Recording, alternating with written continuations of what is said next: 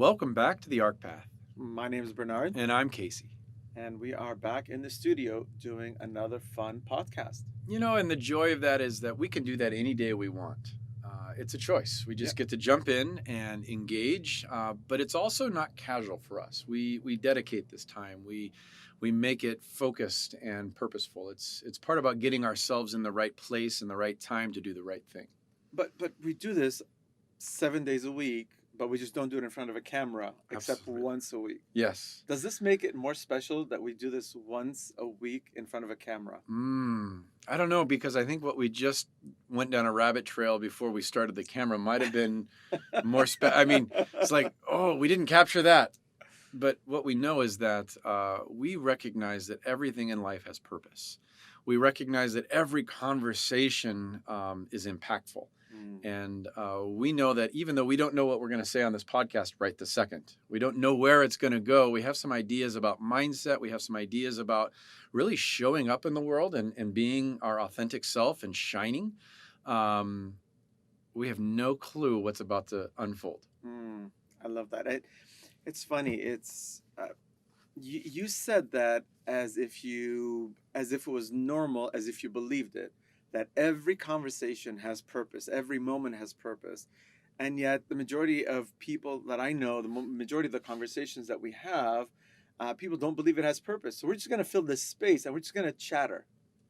And Yeah. And that banter erodes and degrades into gossip and backbiting and complaining and talking about the weather when there's we can't change it. But we're going to tell you how bad it is and how miserable my life is. And the contrast to that is I really do believe every single one of us has design and purpose.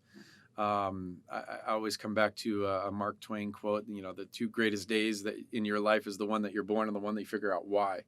And if you aren't tapped in and connected to your purpose, your passion will be lacking. And if your purpose and your passion are lacking, you are full of potential, but doing nothing about it. Yep. And so, yeah, I do believe that every conversation, every experience, everything matters. So you mean to tell me if somebody out there was listening and said, "Hey, I don't really know what my purpose is," and if they go, "I'm going to get on the ARC path. I'm going to spend a few weeks listening and following you, and then I'm going to have a conversation with you. You're going to help me figure out what my purpose is." Is that a reality? Yeah, I'd probably change the words. I'm not going to help you figure out what your purpose is. I'm simply going to create space for you to figure out your purpose. No, just tell me what it is. Just tell me what it is. And on the ARC path, we don't go into the depths of this at every time, and yeah, we can develop it, but it really goes back to what do you value, and what do you value comes from many sources. They're inputs that are in your life generationally, geographically, circumstantially, but you have values, and those values put into action develop character, which leads to your identity, which as you develop that identity over time, and you can change it, you will emerge and discover this potential that was a resource inside of you will unlock your purpose. So what he just said is that it's easy. We can tell you by having a few conversations with you, but you probably won't hear the answer because you didn't hear what he just said. Because again, once we start listening, we tune out what we don't want. Mm-hmm. And so it's not a mystery. I mean, again, it's what are you passionate about? Is that a mystery? What is it that you love? What is it that you engage? Is that a mystery? And the reality is what your design and I build things, and you go, did you just build that? And it's like people go, yeah. I'm like, why don't you do that all the time if you're so good at that? No, that's just something that I just, and you go, that's your design. It's like it's mind blowing, and the only person that's hidden from is you. And so, welcome to the ARC path. Welcome to the ARC path. I'll bring it into just a metaphor. If you leave the house and you leave all the lights on, and you walk away from the house, and then you come back to the house, and there's lights that are out, you would conclude, well, the light bulb burned out, and it'd be natural and normal. You wouldn't get concerned about it. Oh, I left the lights on, the bulb burned out, I wasted the light. Um, if you leave the house and all the lights are off, and then you come home and the lights are on, you begin to wonder who was here, what happened. You know, somebody turned on the switch, something's going on, and you would be alarmed and set back.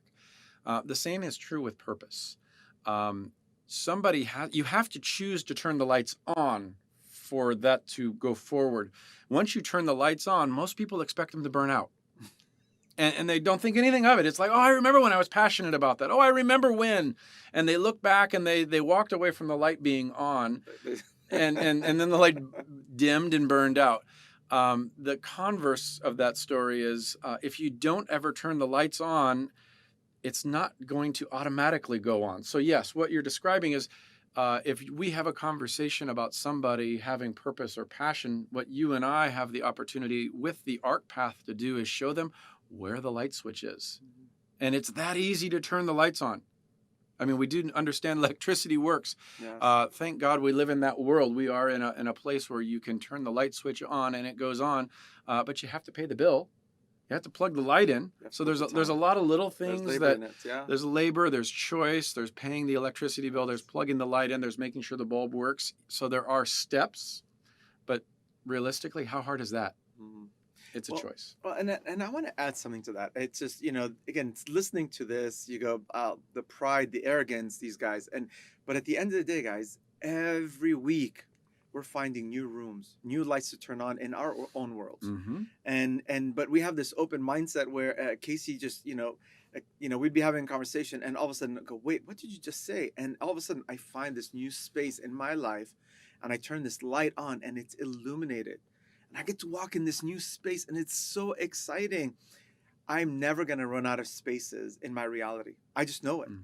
And so if when we were listening, if you've been listening to this and you go, ah, these guys have their house all lit up, it's done. No, that's the arc path. It's the journey. It's every week you're learning something new about yourself, about each other, about the world that you're living in, because it's not just your purpose, it's the purpose of the world around you, the purpose of the people around you, and how exciting it is to recognize, oh my gosh, look what my kids just did, look what my friends just did, Yeah.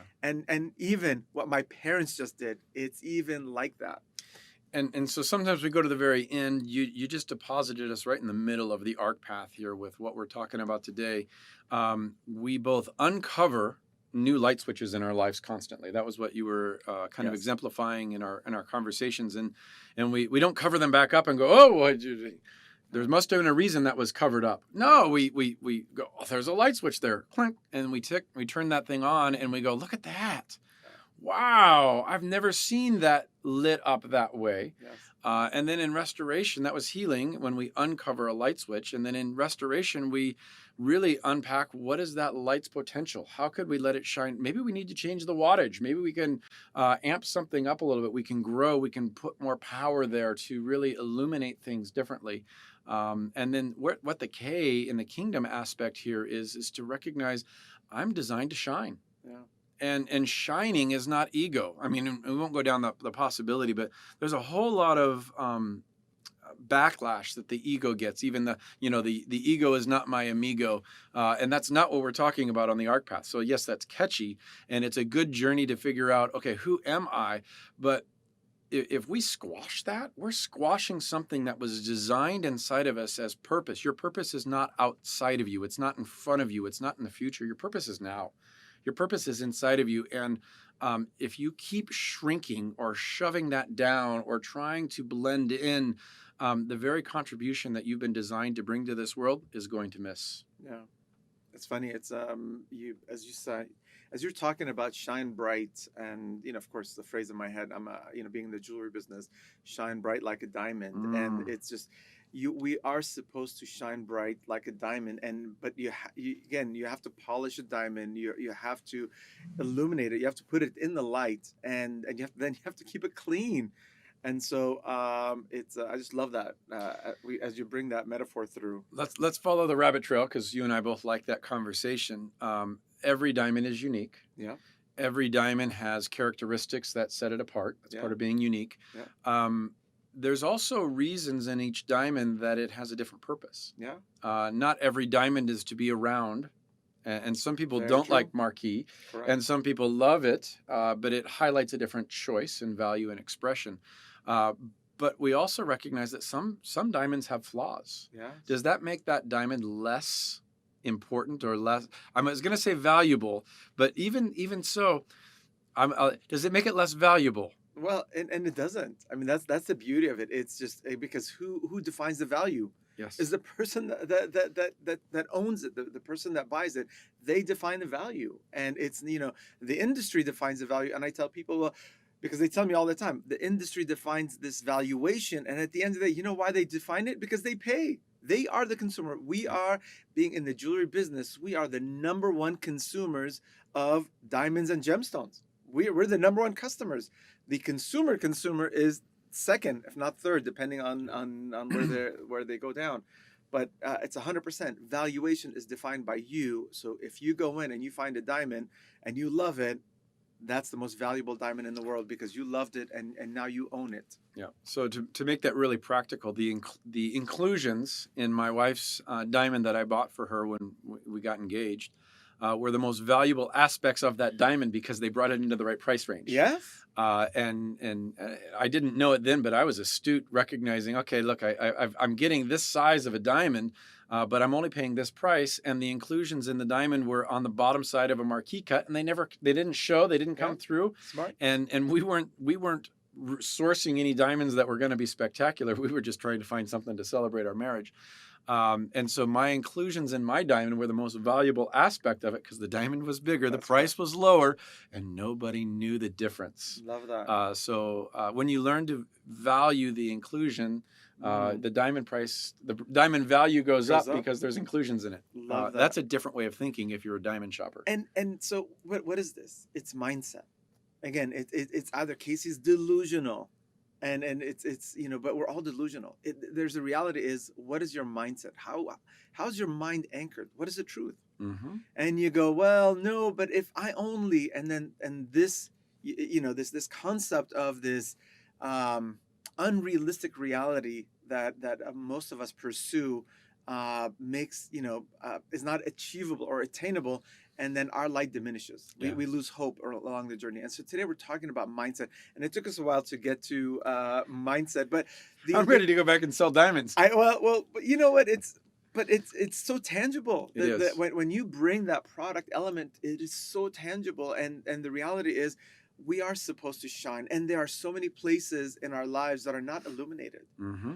But other people can see them. Yeah. Other people know that they're there, and you look at others and you go, man, look at that person's potential in this area, and the only person that doesn't see it is them. And which is why we have mentors and coaches, and it's why the ARC path is a community. We talked about AHRK a little bit. The A of today's podcast is really take an active inventory of your life. Look at you and recognize, as we talk about the shining, if glass breaks, it glimmers differently than if it just reflects. And so often the brokenness and the shatteredness of life can make you shine differently. yeah. It causes the light to reflect in different directions. And so don't assume that you're supposed to be all put together and perfect in order to shine. Yes. In fact, it is those inclusions in the diamond, but it is those places of brokenness that when we own them and celebrate them, and then we put them up in the light, we recognize, oh my gosh, that is so beautiful. So what the ARC Path invites you to do is recognize that your beauty is not about perfection, but it is about ownership and pursuing excellence in where you're at in the moment. Wow. I mean, very, very well said. And but I'm going to shift it. I mean, I don't want to lose this moment, but I can't pause time too much. And but that was beautiful. And I'm going to enjoy listening to it again and again for my sake, because I think that was beautiful. But I want to move to something where you believe that everybody at some point touches that greatness, and they touch it, it's unveiled to them, and then there's an event. Mm-hmm. And they can't hold on to it, and so they shrink back from that, going, that wasn't real. Walk us through that, because I know a lot of people, And not many people believe that. Yeah. Fear and pain are realities. Yeah. And both are designed as a gift to keep you alive. And so why we shrink back is we don't have the right mindset about fear and pain. Pain is an indicator that teaches us that something's wrong, and pay attention. But when we shrink back because there's pain and we don't learn, we lose. Okay, so in that pain element, it's let it be a gift. I'm not saying turn to it and ask for more. I'm saying turn towards it and learn from it. Fear, in the same light, is there to keep you alive. You are wired in your brain to identify something that is threatening your life, and that's where fear evokes. And fear can be converted into fuel. And the fuel is what lights up your desire to live, and therefore there's passion. So why do people shrink back? It's because they don't have a mindset that everything matters. They have a mindset that says this is bad versus this is good, and I'm going to avoid the bad, and I'm going to pretend like this is good. So in this metaphor, what people think is bad is fear and pain. It's not. It's fuel sources that will ignite and awaken you. If you've ever really been afraid of a bear chasing you, you know you run faster. There's this idea that we would be able to do superhuman things if we needed to. I could break down the door if I had to get into my kids in a fire, and I would go through the glass. But if I had consciously thought about it, I'd never do it. Yes. Thank God there's fear and pain of loss that propels us to do hard things. I'm going to pause you. Yep. I'm going to pause Thank you. you. I mean, very well said. And I'm going to give it back to our audience as best as I can, guys, because I'm going to just summarize it. We never learned to respond to fear and pain as a mindset. There is no formalized education where your parents or your school teacher, when they said, okay, everybody sit down, we're going to learn today how do we understand fear and pain, and how do we respond to that. And the reality is there's no class. I never took a class like that. And so it's biological. There's an instinctive, and you watch other people. I watch my parents, how they respond to fear and pain, my friends. So we learn how to respond to fear and pain. But we never understood it as a mindset, as a reactionary mindset, and we react to fear and pain, but we don't understand it. Yeah. We don't understand, and I love how you capture that. You have to go, well, what is it? What just happened? And it is a pause. Now, of course, we're biologically designed to instinctively react to fear and pain to get out of danger, but we have a mind. So if you make it out of danger and the lion doesn't chase you and eat you, if you make it, you go, wait a minute, what just happened? Let me pause. Let me learn about what just happened. Yeah. And Viktor Frankl, out of the Holocaust, made it famous in the sense of what he wrote about it. There is a stimulus and there is a response, and when you can find the space in between, you can do exactly what you just described. There is a space between stimulus and response that invites you to make a decision, because no circumstance, situation is good or bad in and of itself. It's our reaction to it that we then have to contend with. And how powerful is that along the AHRK path, that we begin at that point at acknowledgement. I'm going to become aware. I'm going to acknowledge. I'm going to actually assess what's going on. And below the line, those are all above the line terms of the A. Below the line, I'm going to assume and simply just move in that place, and there's nothing I can do about it. Wow. So powerful. We passed the midway mark. Yeah, we did. About 5 minutes ago. It's all good. It's all good. We passed the depth. If we were diving, we're a little bit below 45 feet in our gear, and we're only certified to go 20. Okay. At least certified on a podcast.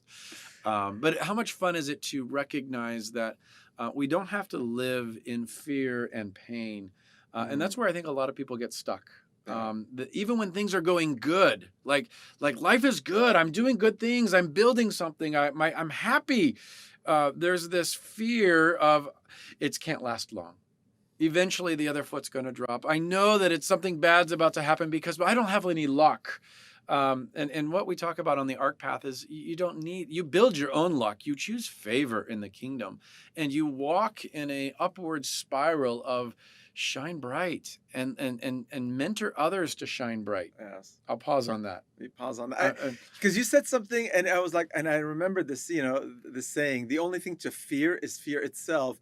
And what an oxymoron. I mean, you're going to spend your life fearing something that might happen in your life that might cause you fear and pain. And we celebrate a quote like that, yeah. going, you know what, I'm going to celebrate this quote, and I'm going to live my life by it. And the reality is, let me just push that out of my life. And as a situation comes up, let me did I train my mindset enough Mm-hmm. not to react? Again, instinctively I will react, Yeah. but again, do I pause and go, what just happened? Yeah. And I want to clarify, just as I visually saw you do it, as you pushed things out of the way, you're not pushing fear and pain out. Mm-mm. You're pushing the reactions that have guided you to get to this point. Exactly. Because that's your muscle memory. That's your natural way of dealing with it. And if Correct. no one ever invited you to deal with it differently, you better push out the memory of how you once dealt with it to step in with new imagination and new resource of Correct. creativity to go, it's very simple. A fever is a gift because it's telling you something's wrong. Yes. So as soon as you take your Tylenol or Motrin and you squash the fever, you didn't learn anything. You just learned how to medicate it. But when we recognize something's wrong, I should pay attention to this. Do I have an infection? Do I have a virus? Do I have bacteria? Did I eat something my body's reacting to? Maybe I've got something going on I should pay attention to. No. Just take 3 Tylenol and push through. And keep going. You just squash the gift. Yes. Anyway. Yes. Love that. But it is a mindset. I mean, that's the focal point of the conversation. It is a lifestyle, and again, you can approach the same topic from a different perspective, but today we're talking about there is a way for us to retrain our mind, and the place to do it is here on the arc path. Yeah. I mean that because that's what we encourage. It's awareness. It's that acknowledgement, going, hey, where are you at in your life? What part of your life are you holding yourself back? I promise you, you might have somebody that you think is holding you back, but at the end of the day, that's that fear itself. It's you. Let's begin. How do we break down those walls of fear that we've put up to protect ourselves, and really to unleash our full potential? And that's what we celebrate on the arc path. Man, I got so many more things I want to say in this I know. podcast. I'm like, I can't help it. We'll do 2.0. 2.0. The thing I'll set up is this is practical. This isn't about changing the world. This isn't about you solving and curing cancer. This is about you recognizing that there is purpose and passion inside of you, and to show up as the best version of yourself. If you're driving to work and you have anxiety and angst and anger because you spent time on traffic and the freeway, when you show up to work, you're not gonna shine. Something else is going to come off of you. It's all that stuff that got stuck on you. Yeah. Same thing when you're driving home. If you come into your house and you have all of these negative emotions that are just looking for something to grab onto, make it really practical, folks. Smile 50 times a day. And that's what I mean by shine. Show your teeth, show the whites of your eyes, look at people and make eye contact. Look up and take a deep breath before you speak. These are all the little itty bitty steps of the arc path that make life better. Love that. What a celebration. Well, we hope you enjoyed this. And my recommendation, which is what I do, is listen to it again and again until you figure out how you can make it better. And then call us, message us, show up on the workshops, show up on the Insight line. We're on Facebook Live, several times a week. Just show up and go, hey, let me tell you how that could sound better or can be better. Come. That might be your calling. That might be your gifting. And that's what we're waiting for, is how do you build on what we gave? Because we weren't the first ones to have this conversation. No. We will not be the last. And come and add to this community. And we're waiting for you. Thanks for listening. Thank you.